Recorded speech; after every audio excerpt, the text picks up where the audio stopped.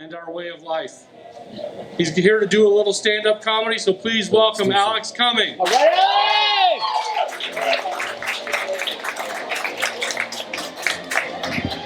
Hello, hello, hello. Hi, everybody. Hi, Alex. Hi, it's good to see you all. My name is Alex Cumming.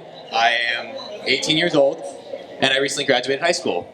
And I used to like graduation. I used to love going to graduations for family members.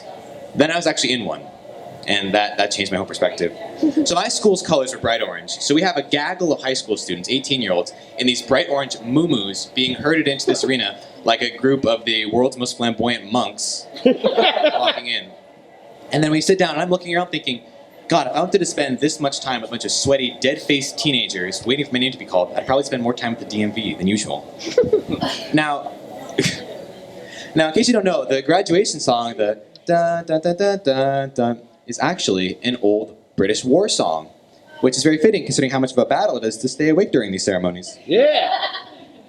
Now, I like at the peak of the ceremony, everybody takes their cap and just lobs it into the air. I think it's really sweet. But I've always been curious, like, what was the pitch for that? Who said, they've had a great ceremony, but you know what it needs?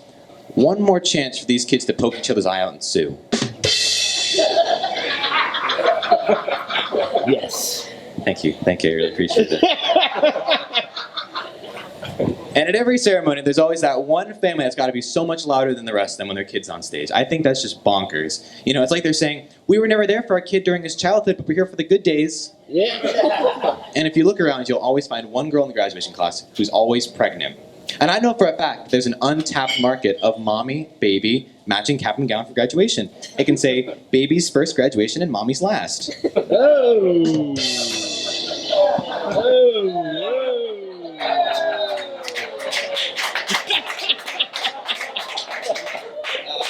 Thank you. Yeah. A high school diploma you shouldn't get a high school diploma. You should really just get a participation trophy that reads, congrats on completing the easiest part of your life. Have fun in the real world, jackass. I can't talk. I was never great in school. I was awful in science, awful in biology especially. And in all honesty, if someone were to put a frog in a bowl of Jell-O in front of me and told me to dissect the frog, I'd break out into cold sweats. I was never good at that. I was a little bit better at chemistry though, mainly chemistry with the ladies. Yeah. But I also failed chemistry, so that didn't work out very well either. It's for being honest here. I always thought the most stressful part of high school, at least for me, was applying to college. Like my GPA wasn't great, but it wasn't awful at the same time. It was the kind where when someone asked, I would respond, but it'd be preceded by a very hearty cough. Be like, my GPA. 0.5 weighted. Thank you again for that. At one point I just got jealous of these kids that were going to places like Kaiser or DeVry. It made me realize, I'm like, yeah, they're gonna get a degree that can't get them a job at Chili's, but at least they're happy. So, you think about it like that. Now, I've had some questions about adulthood as I move into it. Thank you. I've had some questions about adulthood as I move into it that have really been stuck on my mind. Like, what are taxes? Is it necessary that I pay them? Where can I find an IRS? Do I wash my hands before or after I use the bathroom? Am I now legally required to sit down when I pee? And when I turn 21, do I still need to use a fake ID? Now, I used to have some kids in high school that had fake IDs. They'd always show them off in the lunchroom, which I always thought was an odd place to be. I also knew kids in high school that would compare the lunch food to prison food, which I thought was an unfair comparison, because at least in prison, you know what animal the lunch meat comes from. Oh.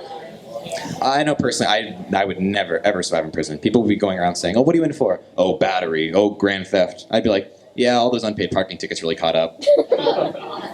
I know I'd never survive in prison. I'd snitch. Honestly, if a prison warden gave me a dirty look, I'd admit to who started the riot, who's digging a hole in their wall, and if he flared his nostrils, I'd admit to being the Zodiac Killer. Everybody would have their tattoos, what gangs they're in. They'd be like, oh, Blood, Crips, Latin Kings. On my forehead in big letters, it would just say, snitch. And there is one thing I do know that I was in prison. I would make sure my nickname in prison was mitochondria, because I want everybody to know that I'm the powerhouse of that cell.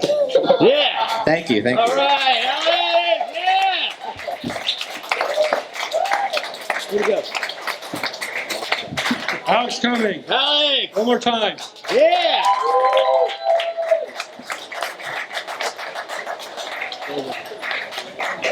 Our next performer, we talked him into